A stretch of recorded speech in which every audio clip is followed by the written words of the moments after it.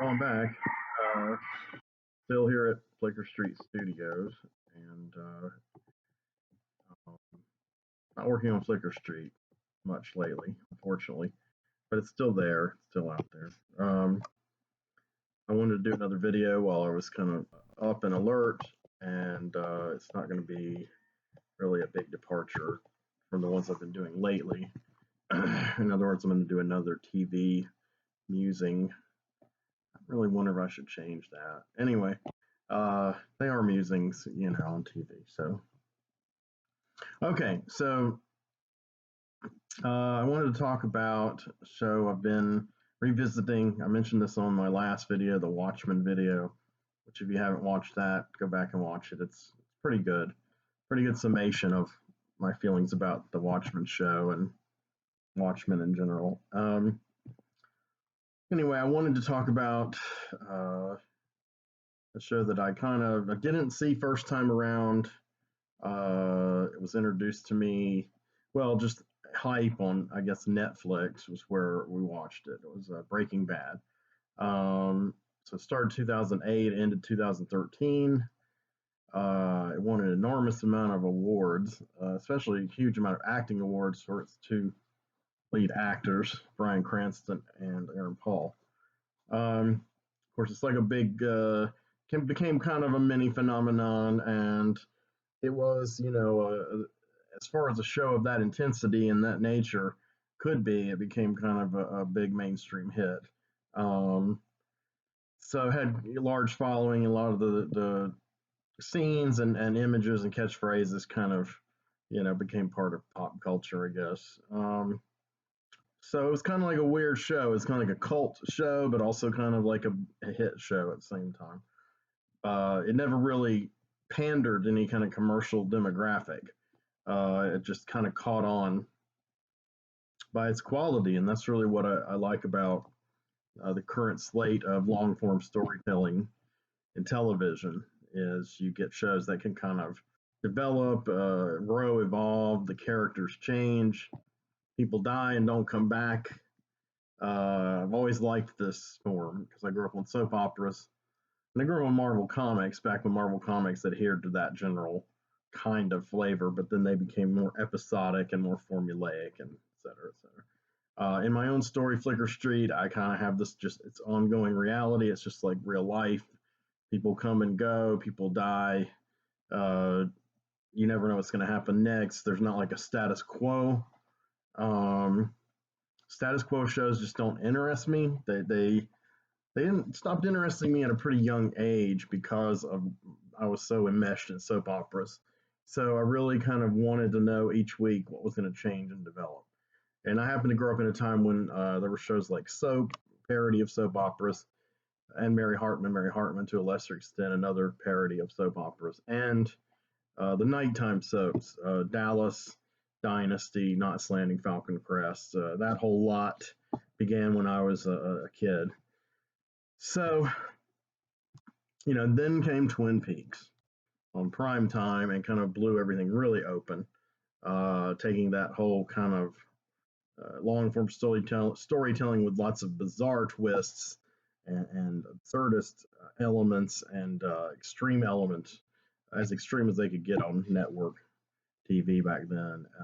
And that became a template, which didn't really filter into the mainstream. Mainstream 90s network television is pretty pathetic. I mean, there were great stuff on other channels, like the Star Trek series I enjoyed, and probably some great stuff on cable that I just can't remember or missed because I didn't have cable then. But it was usually stuff that fell through the cracks, stuff that catered to a niche audience, which I guess I kind of am in a lot of ways. Like the Spawn animated series, that was a cool one I believe on HBO. So, but with the Millennium came a different kind of flavor, and I'm not sure it kicked it off. I'm not sure if it was like The Sopranos or shows around that time, and then of course came Lost. But I started catching on to it when about the mid 2000s, around the same time when Dexter and Weeds began, and I began following both of them religiously, so to speak. Uh, Weeds, I had great affection for, and it was like a comedy that had dramatic elements, and it did have that weird anything can happen kind of vibe to it. It's kind of outlaw vibe, but again, it's about dealing weed in America, which is extremely retrogressive in its marijuana laws. Um, Dexter was kind of taboo too, because you basically had a serial killer who's the lead character, the protagonist, and he's an anti-hero, I guess. I mean, he's a vigilante who focuses his serial killer urges into wiping out undesirable folks. Um, and one major element to both of these shows was this underlying week to week. Uh, when is so and so? That could be family, friends, cops, the public going to learn that these people like Nancy Botwin with weed and Dexter Morgan with killing have this double life. And every week people would get closer and closer to finding out the truth, and kind of Deus ex machina plot points would transpire where you had an 11th hour save, some crazy thing would happen and eliminate their obstacles, but they'd always be closer to getting, messed up. Like when Nancy slept with a guy played by Martin Donovan, wakes up the next day to put on his jacket and it says DEA on the back. So you're like, how's she going to get out of this one? So, and she always finds a way somehow, uh, either the person who is a threat to her secrets um, is somehow derailed, or they're killed, or they come on board with her in some fashion and she tells them more or less the truth, and they kind of work with her, maybe reluctantly, which is actually what happened with the DEA agent. Um, Same thing kind of with Dexter. Dexter didn't really have any allies, though, until toward the end of the series. And his sister found out, and of course, you're dreading that moment. But then after she found out again, they had to kind of navigate through this together. So I'd say a show that, is a great heir to all of this that I've been talking about, and influenced what has come since, would be Breaking Bad. Um, so I'm kind of coming to the actual meat of Breaking Bad really late in the game.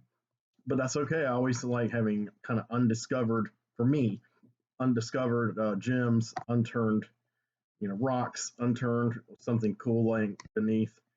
Um, so in this case, around 2013, it was around the time the show was wrapping up, though I didn't really know that. Um, I saw it on, I believe, on Netflix or Prime, one or the other, and I think it was Netflix, and me and my ex-wife were binging Netflix like mad. She a little bit more than me, but of course I was definitely watching and rewatching stuff on there like Farscape and Star Trek series, and of course Daredevil, which was starting in 20. Daredevil began in 2014, so yeah, 2013. I'm sorry, Daredevil began in early 2015. But that was the kind of climax really of that period where I was following a lot of Netflix series and binging them, either ones they were repeating from other channels or ones that were originals to them. And their originals uh, slate was just starting to grow. Now it's huge. Um, but anyway, my ex-wife and I, for like last year or so of our marriage, most kind of sporadically throughout our marriage, but the last year or so, definitely, she became really hooked to all of these different series and wanted to watch as many as possible, anyone that interested her. So she pretty much, just chilled out, um, partook of certain things, and, was a chair potato, not a couch, a chair potato. I usually had the couch. So a lot of the shows nearing the end of her living with me, I wasn't that thrilled about. Sometimes one would come up that she'd like, that I would kind of have an unexpected liking to elements of, like um, Secret Sex Life of the American Teenager. I forgot the name of that show with Shailene Woodley. That one I had this liking for. I think it also had Molly Ringwald and and oh man, Derwin, a guy from soap operas, Mark Derwin, is that his name? Um, so I dug that show for whatever reason. Um, we were hooked on both hooked on Orange is the New Black. Um, I still have yet to finish the whole series. Now it was starting in that period, and it went on for quite a while. So Piper's 1 year in prison turned out to be like extended, infinitely, kind of like the Korean War one for 10 or 11 years in MASH, free in our reality. So Breaking Bad was kind of in the middle of that. There was a buzz about it, and the plot, the craziness of the plot appealed to us. So we began watching, and I, however, missed quite a lot of episodes. I was not awake like 24 hours like her, pretty much, and watching these. I believe she got to about halfway through season three. The last episode I saw was an early season three episode, and it was the one I remembered the most, other than the very first episode. Whatever ones I saw in between there, I have totally forgotten, and I didn't recognize them upon watching them again. So I was kind of waiting for those scenes to happen in season three, and I didn't know it was that far out into the series. I didn't know she got that far. But around that point, she told me that she was going to stop watching it indefinitely because it was too depressing. So we had to move on to other stuff. So that was just when I was getting more interested in it. So I just never got around to exploring it. My good buddy Sean Lee Levin, he binged the whole series a couple of years ago, a few years ago, and I was crazy about it and watched the prequel spinoff Better Call Saul, which I watched the first 2 or 3 episodes of that one. Um, and the follow-up movie El Camino, which I didn't see either. But curious about it now. But anyway, so where am I at? Well, just like a week ago, I decided to just, I don't know what switch went off in my brain, and I thought it'd be cool to check it out. So I was very curious. I've been curious about the main character, Walter White, played by Bryan Cranston, who I know is a kind of deep and layered character, kind of a mild mannered guy, kind of frustrated with life, never really asserting himself. And then he doesn't really snap all at once, but he gradually becomes this hard edged criminal, um, while still retaining his same kind of nerdy, anal retentive, like super pedantic scientific mind, super analytic, hyper analytical, which at first makes him kind of seem like a dork to people, but he manages to utilize it to great effect to get out of horrible situations and to take control and to work his way up to being like kind of a little mini criminal mastermind. And there's duality to him all through the series that I've seen so far. So I'm just now as of today completing season three. So I've got 2 more seasons, but I figured this would be a time if one of these ideas are fresh to talk about it. So yeah, basically Walter has, and I'm sure everyone watching this probably knows this and knew it years before me, but this is the way I'm grokking it, so to speak. Uh, Walter is a teacher. He had a chance to go in on the ground floor of a scientific enterprise with this guy named Elliot. It was this kind of yuppie cat, and Elliot's girlfriend, who was named Gretchen. And the strong insinuation, which has never been blatantly said, is that this is one of the series you read between the lines, and the viewer does a lot of work, just like Twin Peaks. The implication is that Gretchen and Walter were lovers, and that she actually preferred him to Elliot. So at some point, they all went on a trip together, and he like got mad. He didn't like the way things were going, I guess, with the formation of the company, with the ideas, which he named the enterprise Gray Matter. And so he abandoned Gretchen, and she ended up marrying Elliot, and they became fantastically wealthy over the next, whatever, 20 years. And so when we open the show, Walter's just turning 50. So instead of that path, he's become basically a high school chemistry teacher, and he's not really, you know, He's not really happy. He's not really very assertive. Everything goes wrong. He's a very identifiable character. He has like a lot of frustrations, and a lot of them are over money. He has a pretty good marriage with a woman named Skylar, who's recently unexpectedly become pregnant with their second child. So he's going to be a father again kind of later in life. She's about 10, 11, I think 11 or 12 years younger than him, according to the show. So it's still kind of late in life for her in a way as far as childbearing. They have a 15-year-old son who has some challenges physically and learning wise.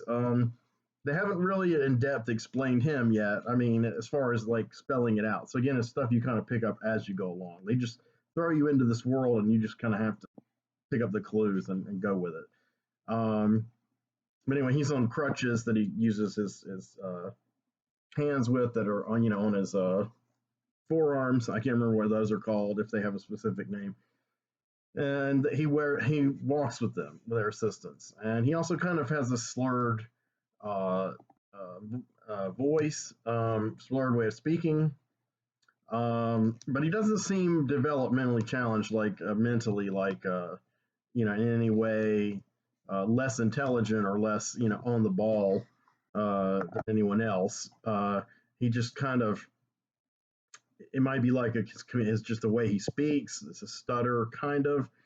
And I still haven't figured out. I know I need to read and find out, but there's Google, right? Um, I haven't figured out if the actor speaks that way or if that's completely the character. And I doubt the character is really handicapped, but the actor, I mean, but you never know. He might be. I'm going to find that out soon. But anyway, he's a good character. His name's Walter Jr., though he prefers to be called Flynn for a while because he's trying to get his own identity. And I know how that is. I'm a junior, and I abandoned my dad's name a long time ago. Um, so basically, Walter also works part time at this car wash, and he has kind of a sadistic asshole boss. Mainly he's supposed to be, running the cash register and doing some accounting kind of stuff. But the guy starts making him do a lot of grunt work and humiliating work, and it's getting to be too much for him, for his age and his just the fact it's not his specialty. It seems demeaning to him, but he needs the extra money for his family. So especially now that his wife's pregnant. So in the middle of all this comes the revelation that he has stage 3A cancer, and that's when things really begin to change. He hooks up with a former student and named Jesse Pinkman, played by Aaron Paul.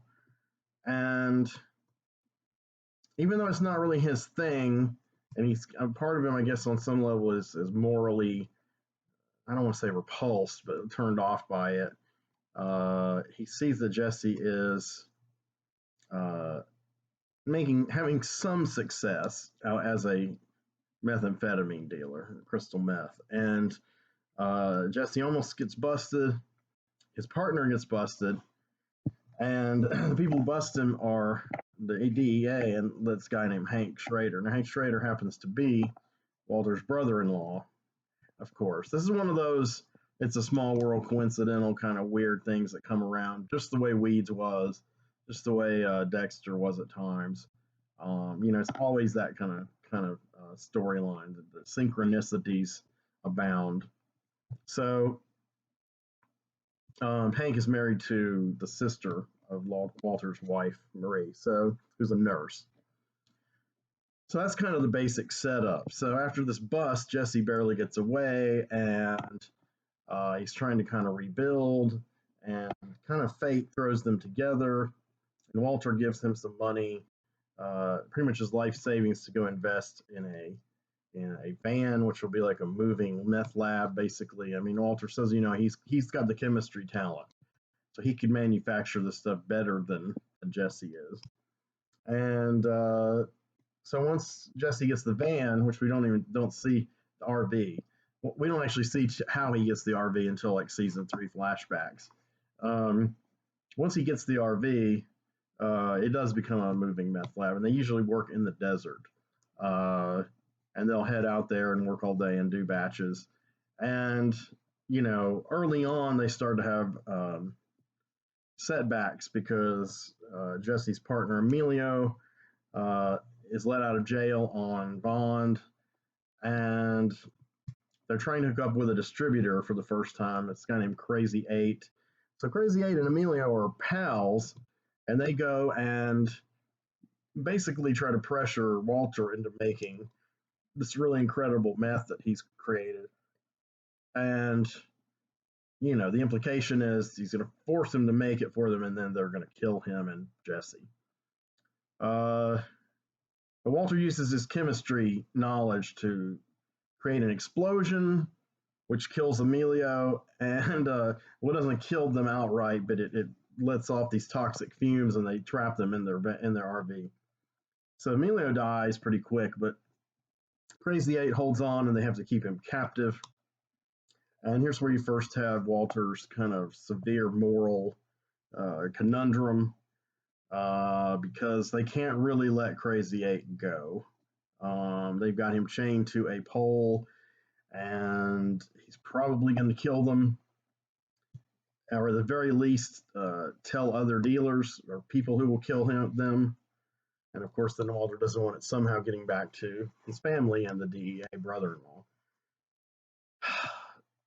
So Walter, in semi-self-defense, Walter takes his life, and you're not sure when he expires, when Crazy Eight expires. If Crazy Eight it was in fact going to go away and leave Walter alone as he promised to do, or was he just saying that out of fear for his life? But Walter kind of gets the idea he's going to try to kill him, because he does attack Walter with a broken plate. So while chained up with the broken plate, stabbing Walter chokes him to death with the chain. So Walter takes a human life, and it leaves an indelible imprint on him. Surprisingly, though, it doesn't haunt him as much as I think we would expect it to, or even he would expect it to. And that's going to be a kind of recurring theme, is that when he has to survive and do absolutely what it takes to survive and to keep his game going, he is going to do questionable things and feel bad about them, but he's going to keep moving forward. He's going to keep it under control, and of course that becomes very hard as time goes on, because he has the two lives. He also has his family, and that's really who he's doing the meth for. He wants to basically get as much quick money as possible, and he sees this as the out because their insurance sucks. So this is a story that could only be told in America, and is actually more timely now than ever, with the force the vote for Medicare for All that just got completely fucked up by the pseudo progressives in Congress, who refused to do it. And those were Democrats, let's be clear. They weren't Republicans. So Medicare for All is becoming more and more of we were close, and it's becoming more of a pipe dream, it seems. And yeah, we're in the middle of a global pandemic, and you have a president that says he'll veto Medicare for All, but they elected him anyway. I know, Trump, blah blah blah, but it's madness. We're living this madness now, and this is the madness that's growing out of the seeds of Breaking Bad. Is that this is a very American story? We have this horrible healthcare system, and it makes people desperate. And so the rest of the series, it follows Walter's evolution into this role, all his many attempts to keep his double life secret from his family, and his partnership with Jesse, which is up and down all over the map. Jesse is a young kid. He's several years younger than the actor who's playing him, who's in his, I guess, around 28, 29 when the show started. He's probably playing someone in his mid-20s at the oldest. And he's kind of like a rave kid, a skater kid, the kind of kid that's really into meth and a lot of those kind of drugs and ecstasy and such.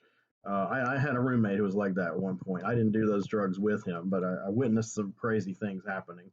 And like that kid that I lived with, he's a good kid. He's just it's kind of his environment, the way he grew up. He had a kind of a not so ideal relationship with his parents, who turn out to be fairly well off, and they're really truly assholes. You know, so but karma comes around to them. We'll get to that another time if we do. But um, Tess Harper plays his mother. I haven't seen her in quite a long time in anything. Uh, so Jesse, he isn't the most brilliant guy, but he's sharp. He's a good guy. He's got a good heart. He likes to hustle. He's all about the money and trying to get women, but at the same time, you know, as time goes on, you realize he's not as ruthless as Walter. I mean, he's not as intelligent and good at problem solving either, but he's not as ruthless either. Uh, Walter evolves into this kind of cold blooded motherfucker. And it's a fascinating thing to see because then he still has moments where he slips back into the loving husband father and slips into the kind of nerdy, clumsy guy. But now that he no longer has a fear of death, he doesn't fear anything. And so he does bold things. He feels empowered. And it's really an amazing metamorphosis to watch. I don't know if you've ever known anyone in real life who went through such a metamorphosis. I have, and to a very, very, very different and lesser extent, I myself did, from being kind of a victim to being someone who's unafraid and can take care of themselves, as best they can. Um, so I guess maybe that's why I identify with Walter. He takes it a lot further than most people would, but that makes it even more interesting and more dramatic. This is great drama. It's like a crime drama, I guess you could say. In Wikipedia, it called it a neo-Western crime drama, and I'm thinking, okay, so it takes place in New Mexico, so it's automatically a neo-Western, but it doesn't really have any other elements of Westerns. I can't think of any Westerns that have part of the story element of dealing an illicit substance or trying to do a criminal activity. There's plenty of criminal activities in them, but they're not done to take the money and save someone's life. Maybe occasional plots here and there, but none that I'm familiar with off the top of my head. It wasn't the engine like Sergio Leone or Sergio Corbucci, etc. Uh, anyway, so but yeah, it's powerful, and we see layers as the seasons go on, and finally, you're building towards. Here's the spoilers coming, but I'm sure y'all have already seen it before I did. Um, towards the end of season 2, we're building towards where his wife. He finally just has no choice but to tell his wife how he's been making this money because he keeps disappearing for long periods of time. He's addicted to lying. I mean, he's really good at it. He can come up with stuff at the drop of a hat, and then he kind of has to keep them straight in his mind. And it's just kind of one thing after another, and his wife gets more and more kind of suspicious of him. And at one point, he and Jesse are stranded, and they have a long way to go to walk, and they go their separate ways. And Walter pretends to have had a fugue state. He doffs his clothes in a supermarket and is kind of staggering around like a zombie. And I mean, some of it might be genuine. He's kind of in a bad place and he's kind of exhausted. But as I read it, or as it has been portrayed, he is deliberately wanting to be picked up that way and taken to the hospital. And so he creates the story about the fugue state. I mean, that's not what he calls it, but that's what he's diagnosed with, and he goes with it. So that makes up for the days that he was missing, which were days he was involved in a deal and trying to produce some meth. So, and of course, complications arose. So that's kind of like shows that he'll go to the limit to get out of the woods here. Shortly after that, he has some surgery. His chemo is starting to do better. Early in the season, his hair starts falling out, so he shaves his head, and he looks really cool. And people comment on it's a good look for him, and it does add to his fearsomeness. He still wears the glasses.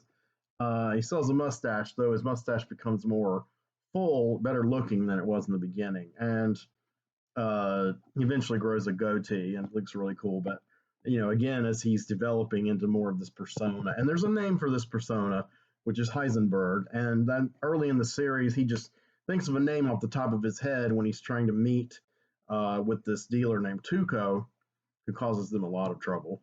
And he just says his name's Heisenberg. And when Heisenberg contributes to the downfall of Tuco, um, Heisenberg becomes kind of a legend. Between that and how high quality his meth is, he becomes a legendary cook, and therefore, a rumored guy to get by the DEA.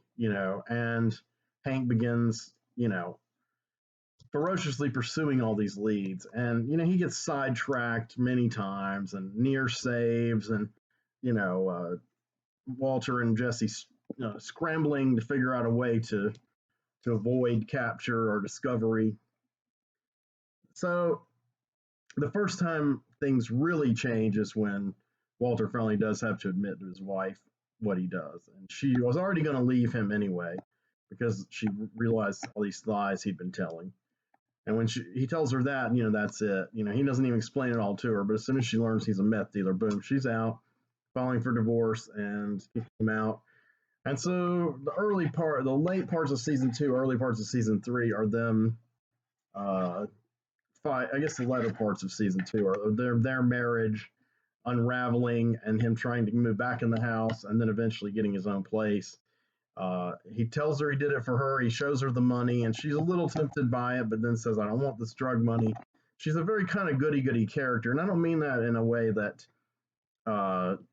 there's something wrong with her for not wanting her husband to be a meth dealer while she's carrying his baby. That's not really what I mean, but whenever there's a moral issue that comes up in the first 2 seasons, she always is like the most prudish and the most uptight and the most judgmental character, even more than the DEA agent sometimes. And he's kind of a right winger too, but even he begins to have another dimension. The character really who's the most balanced is Skylar's sister Marie, and she's very well acted by Betsy Brandt. She does a great job. At first, I wasn't sure I'd like her, but she grew on me fast, and she's really a great actress. And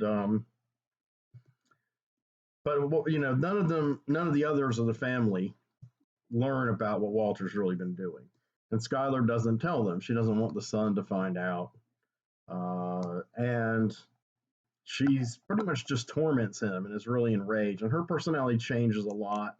She's pretty much always angry, and she becomes kind of the mirror image of her goody-goody personality. She's like negative about everything all the time, to where most people take all Walter's side, even though they don't know why she's leaving him. But it's just the surface thing of it. And she begins having an affair with another guy to hurt Walter, and it after a while you're just like, get rid of her. She's driving me insane. I mean, she becomes a very annoying character. She's a good actress. Um, there's some incongruous things about her character that I don't think she's badly developed, and I don't think she's poorly conceived. But one of the other characters sums it up late in season 3 when he meets them both, and he's like together. He meets her for the first time, and he's like, "I'm still trying to figure out you and her together. It just doesn't make sense." And it's true. It doesn't seem likely that a woman who looks and acts and is kind of the way Skylar is would marry a guy like Walter in real life. But you don't. It's not that way in the beginning of the show. It's just as time goes on, you see that Skylar is a little more shallow than you kind of thought she was, and a little more narcissistic and self-centered. She has legitimate reasons to hate Walter, but at the same time, she takes everything to extremes. Everything's like, the worst possible. Whereas before she was like, everything's wonderful, rainbows and unicorns. So the revelation has totally, reversed her personality, to where it's painful to watch her sometimes. Season 3, it lightens up a little, but only because Hank is shot 4 times and nearly killed. And they're building up to it because Hank's getting closer and closer to them and finally finds Jesse. He still doesn't know Walter's Heisenberg. But he does find Jesse, and he beats Jesse sadistically. Jesse's been through a lot. And after that, he loses his badge and his gun, and he's targeted by these people who were targeting Walter because Walter and Jesse had to run in with this cat Tuco, who was going to be their next distributor. But Tuco was like a psycho. This is in season 1, and almost killed them. But Hank actually found Tuco and gunned him down, and then he kind of started having PTSD about it. And then an incident happens in El Paso where a bunch of his fellow agents are blown to pieces by something rigged by the cartel, the big cartel they keep talking about across the border, and it is related. It's all interrelated, and we don't really see how interwoven it is until into season 3 because, um, you know, uh, right before we get to all this, I mean, the crux of it is when Hank is attacked.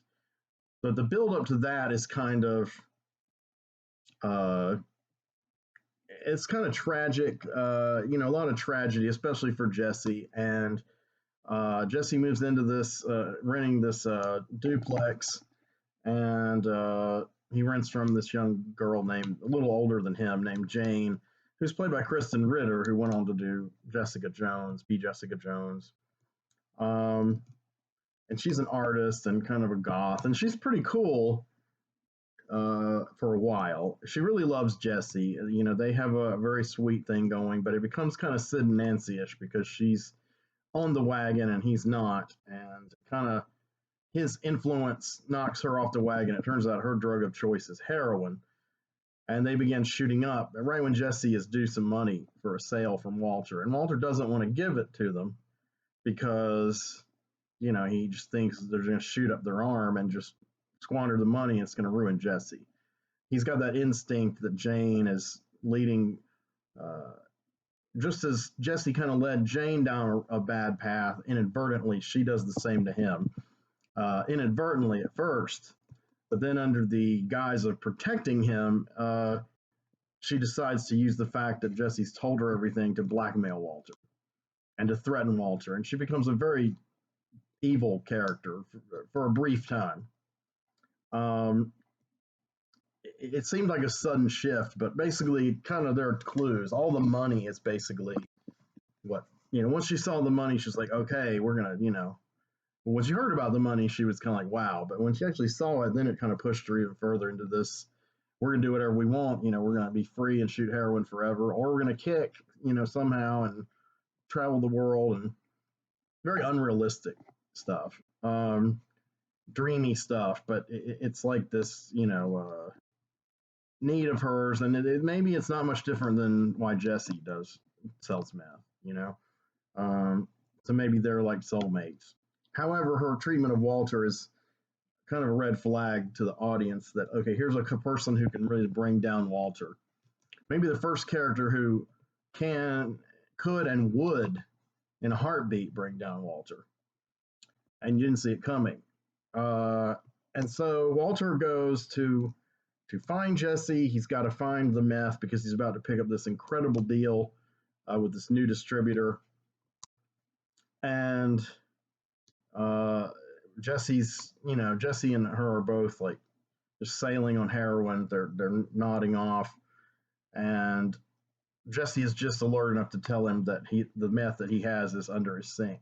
So Walter like tears the house apart, gets the meth, and he's about to leave when Jane begins to vomit in her sleep because of the whatever. It's kind of like the Jimi Hendrix, men in real life, women too, people in real life who are on having drug overdoses and choke on their own vomit. Though a lot of times those are by pills, but it starts happening to her, and he's about to help her, and then he stops, and I guess he doesn't say it. You don't hear his thoughts, but you can kind of tell from his acting alone that he realizes that if he lets her die, then she's no longer a threat to him. So that's the first, or maybe the second, big moral thing Walter comes to that involves the loss of another human life. So he doesn't kill her, but he lets her die. So he's becoming closer to becoming like a murderer, an outright murderer. But that's something he's avoided so far. So as of where I'm at the end of season 3, Walter almost tells the truth to Jesse, but he doesn't. So Jesse still doesn't know that he let Jane die. So this is going to be a simmering. I dreaded when that happens. But anyway, in season 3, Jesse completely, he loses it. He becomes a heroin addict full time, and Walter saves him from this kind of drugged in and pays for him to go into rehab. I don't know if he pays with Jesse's own money or his own money, but he makes sure he hooks it up. And Jesse's there for a few months. When he comes out, he's still kind of depressed about Jane, but he's kind of trying to get his life together. And he buys his parents' house surreptitiously and leaves them with not much. And that's his kind of revenge for them being so cruel to him.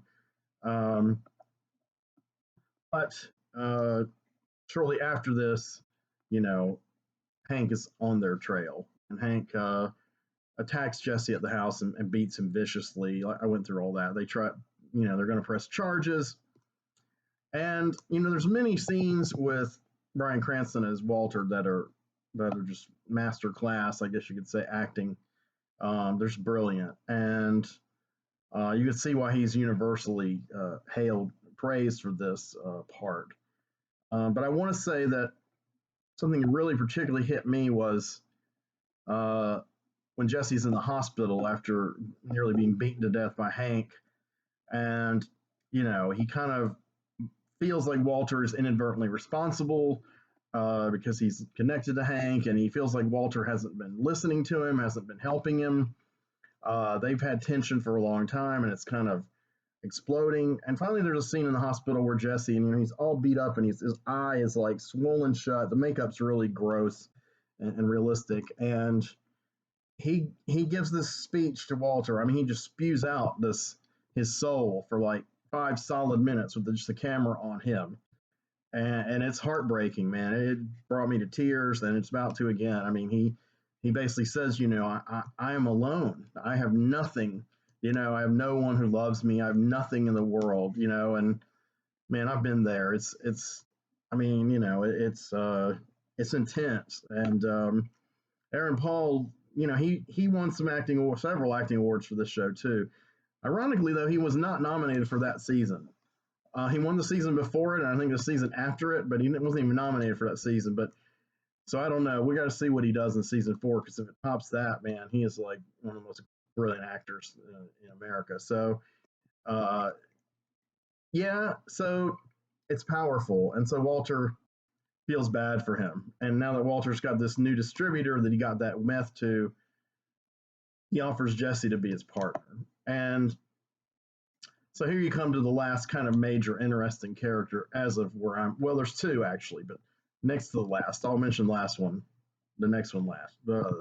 Okay, and that's Gustavo Fring, and he is played by Giancarlo Esposito, and he's this kind of friendly but mellow, totally deadpan, in control of everything he says, every expression on his face, and he owns all this chain of Mexican restaurants. And you soon realize that he is the new distributor, and he's kind of scary because you never know. He's so buttoned up, and you kind of feel like there's underneath it, there's this intense ruthlessness, and everyone is afraid of him. And it turns out that he's kind of the nexus point of all the plot lines. He has ties to the cartel and the Tuco situation that we saw previously. He's going to be Walter and Jesse's new benefactor, and he lets them work at a new lab that he had made especially for them, or at least especially for this purpose of this mass production of quality meth. And he's also tied in with Saul Goodman, who's the other major character I haven't mentioned. Saul Goodman, played by Bob Odenkirk. He's kind of the comedy relief of the series. He's kind of like a character from Weeds. He's kind of like Kevin Nealon was in Weeds, the character that when everything dramatic is going on and everything's getting dark, his character always has something flip and funny. or sometimes attempting to be funny and falling flat thing to say. And he's kind of relentless that way, and he's a fast talking kind of shyster lawyer.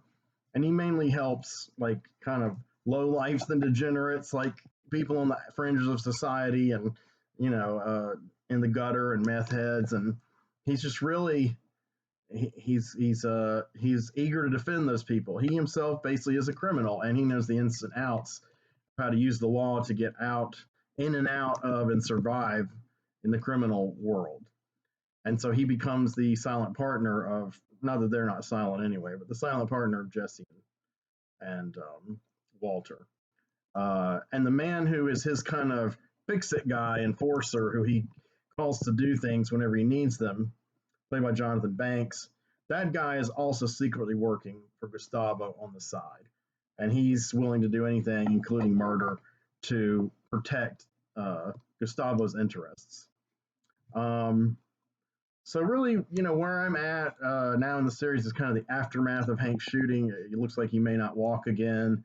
The two guys that murdered him were these bizarre twins, played by real-life twins, who are these stoic Hispanic guys, always usually well-dressed, shaven heads, and these crazy cowboy boots that have the skull on the tip of them, the front. And they're pretty scary. They're pretty implacable and unstoppable. And they almost do in Hank, but Hank is warned ahead of time by a mysterious caller, and he's at least he's ready enough to where he can kind of defend himself. But since he was stripped of his gun and badge, he uses his car to ram one of them, and finally managed to get one of their guns and kills one of them. The other one, the one who got rammed, loses his legs, but he's still like to the death wanting to kill somebody. And the person that they were targeting was Walter. And they know him by Walter White. They know him by Heisenberg. They know all this stuff because of this elderly man who is related to Tuco. These twin assassins are Tuco's cousins. And, they basically come for payback for the family. And Gustavo, like I said, is involved with them too. He kind of steers them in the direction of Hank. And that's how Hank gets attacked. But he's hoping that the two forces will kill each other off, killing two birds with one stone. Hank lives, and of course, this is an awkward scenario because Walter quickly figures out that Gustavo is manipulating things. But Walter also has to make appearances at the hospital with the family, because even though his wife knows a lot about what he's done, she still knows only a fraction. She doesn't know he's in business with this guy Gustavo. She doesn't know him and Jesse are cooking again, though she does find that latter part out soon after.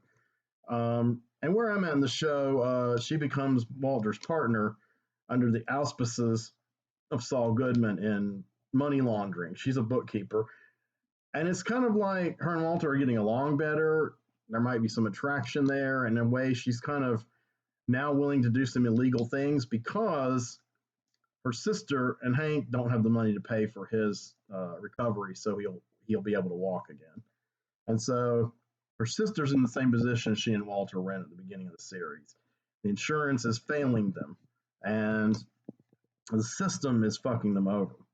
And so Skylar agrees to filter Walter's meth money, which he reveals he's still making, into helping her sister and brother-in-law. And she starts to get better at lying herself and mixing truths with lies, half-truths, and kind of weaving this fanciful story that Walter's a gambler and that's where he gets all this money. And so Hank still has no idea that Walter's Heisenberg. Marie doesn't know he's Heisenberg either. And the son doesn't know very much of anything either.